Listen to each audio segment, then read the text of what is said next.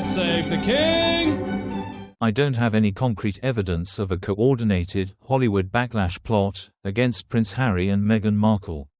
But I can piece together what's been swirling around based on recent reports and sentiment. The idea stems from their belief reported by some outlets like Geo.tv and Marker that they've been unfairly sidelined in the entertainment industry. They're apparently frustrated over things like their 2022 Netflix docuseries Harry and Meghan not snagging an Emmy nod despite massive viewership, 81.6 million hours in its first few days. Per Netflix stats, sources claim they suspect a deliberate snub by industry insiders, and they're quietly digging to figure out who's behind it, leaning on high-profile pals like Oprah Winfrey and Ellen DeGeneres for intel. On one hand, their camp's argument isn't baseless. The couple has faced relentless criticism since stepping back from royal duties in 2020.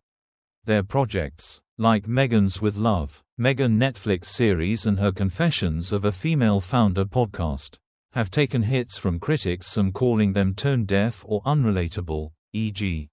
The Guardian gave With Love a 1-star review. The Harry and Meghan series, while a streaming hit, got mixed reactions, with some arguing it leaned too hard into their royal grievances. Add to that their staff turnover, reports of aides like Josh Kettler quitting after short stints, and whispers of Meghan being difficult, a label she's denied. And it's easy to see why they might feel targeted. But here's the flip side.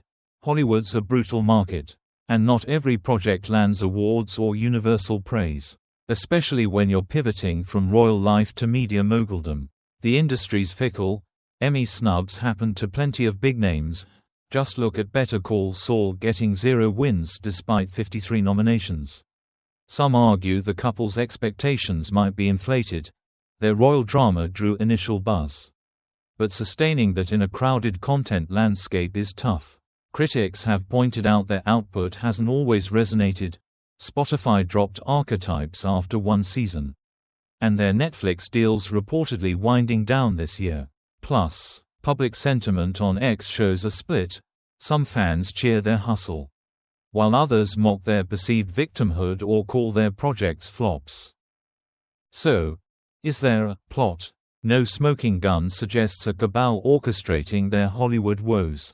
It's more likely a mix of high expectations, a hypercritical media environment, and the natural growing pains of building a brand in a cutthroat industry.